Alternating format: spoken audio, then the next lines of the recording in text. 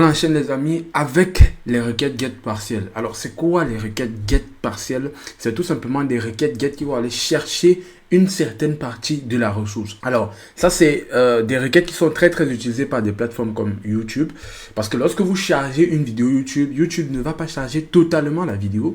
Elle va charger une certaine partie de la vidéo et ainsi de suite. C'est-à-dire que lorsque vous avez fini de regarder cette partie, YouTube va charger une autre partie et ainsi de suite. Donc, ça se fait en utilisant des requêtes get partielles. C'est-à-dire qu'on va décider, par exemple, à un moment donné, de charger, par exemple, peut-être 20 mégas d'abord de la vidéo, etc. Donc là, on a cet exemple très concret où on va aller chercher de la ressource documentaire.mp4 et on va dire, je veux juste les 20 premières secondes de la vidéo. Alors, ce qui va se passer, c'est que le serveur va nous retourner quelque chose d'assez intéressant. Il va nous retourner un 206 partial content. Alors, le 206 c'est important, c'est pour dire que justement, quand c'est 206, c'est pour dire que la vidéo n'est pas complète, c'est-à-dire que c'est une partie, donc un chunk de la vidéo. Autre chose qui est importante, c'est que si vous utilisez justement la version du protocole, une version de protocole HTTP inférieure à 1.1, vous ne pourrez pas faire du partial get request. Ok, ça marche juste avec le 1.1. Et bien sûr, c'est demain s'il y aura d'autres versions, etc. Donc, assez simple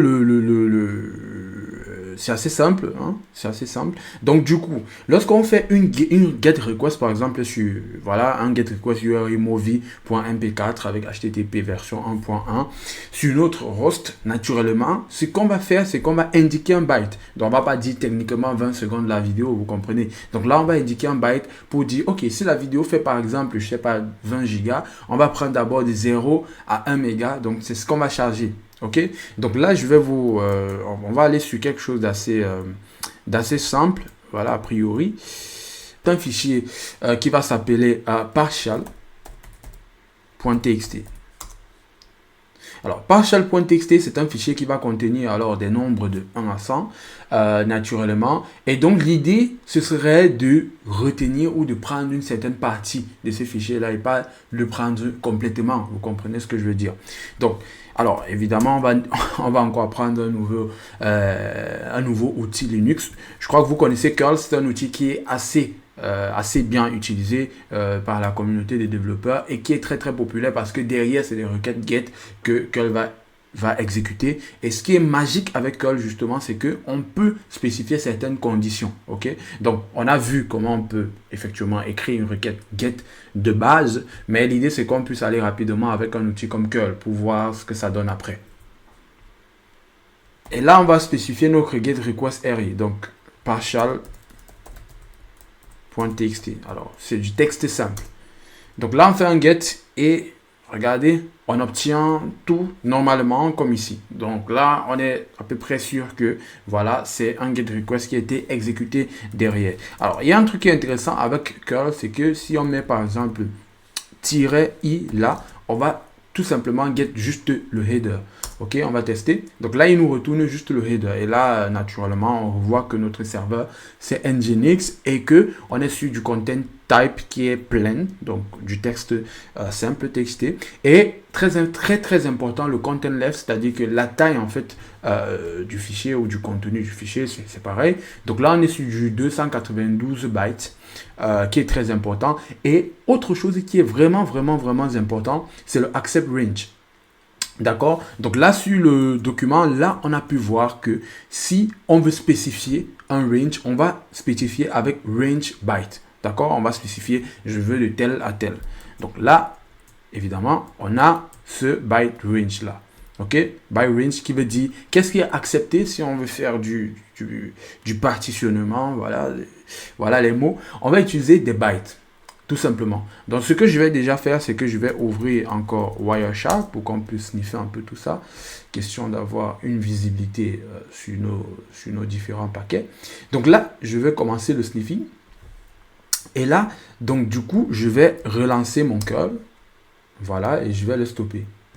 D'accord, donc forcément on l'a quelque part ici. Alors, il est où? Je crois que c'est là, voilà. Donc, on a notre partial.txt. Donc là, du coup, on va faire TCP stream. Et qu'est-ce qu'on obtient? Intéressant. Donc là, ce qu'on obtient, c'est voilà, notre réponse, en tout cas. Donc là, ce que je vais faire, c'est que je vais revenir ici. Et je vais lui dire, OK, get-moi le tout entièrement. Ah là, je n'ai pas, je crois pas que j'ai sniffé, non? Alors, on va regarder le dernier, tout simplement. Non, on n'a pas lancé le sniffing. Donc là, je vais recommencer. Je vais clean tout ça. Et je vais relancer. Voilà, hop là. J'arrête. Je reviens à ce niveau. On est où? Partial.txt. Alors, je crois que c'est là. Si, c'est là. Ouais, je crois que c'est ça. Donc, du coup, on va venir là sur follow TCP stream. Donc, qu'est-ce qu'on a? Très, très intéressant. Donc, du coup, parce que j'ai enlevé le i pour restreindre juste au header. Donc là, du coup, on a l'entête. Parce que lorsqu'on mettait i, on avait juste cette entête. D'accord? Lorsque j'ai fait curl avec le host, tout simplement, j'ai le contenu, comme je vous l'avais expliqué tout à l'heure dans la vidéo précédente. Donc, j'ai le contenu, vu que c'est pas crypté. En gros, c'est du texte clair. Donc là, on peut voir le contenu de notre fichier. Alors, ce qui serait intéressant, justement, ce serait de prendre une partie de ces fichiers et non totalement, et non de prendre tout le fichier entier. D'accord? Donc, ce que je vais faire, donc, c'est qu'on a la possibilité, donc, avec curl, de spécifier dans le header qu'on veut de tel à tel byte. Donc, on va le faire tout simplement en revenant ici, en tapant curl, sauf que là, on va spécifier quelque chose dans le header. Et dans ce header là, on va spécifier le range, comme on l'a dit précédemment, donc range. Et là, je vais mettre 2 points, je vais mettre byte, puisque c'est ça qui est accepté. Et du coup, je vais mettre égal, je vais mettre 0 à 20 bytes. OK? Très simplement. Donc là, je m'assure que j'ai de l'espace.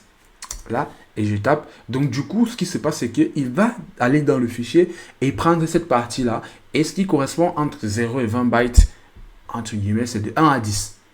Voilà, très simplement. Donc là, on peut resniffer les paquets. Donc là, on va supprimer un petit peu tout ça. On va relancer un prochain. Sniffing. Hop. Et on arrête. Et donc, je peux aller chercher ma requête. Ma requête HTTP. Elle est où? Je crois que c'est là. Donc là, on va faire un TCP stream. Et donc, on peut voir qu'on a pris juste une partie de ces fichiers. Très, très intéressant, n'est-ce pas? On se revoit à la prochaine vidéo.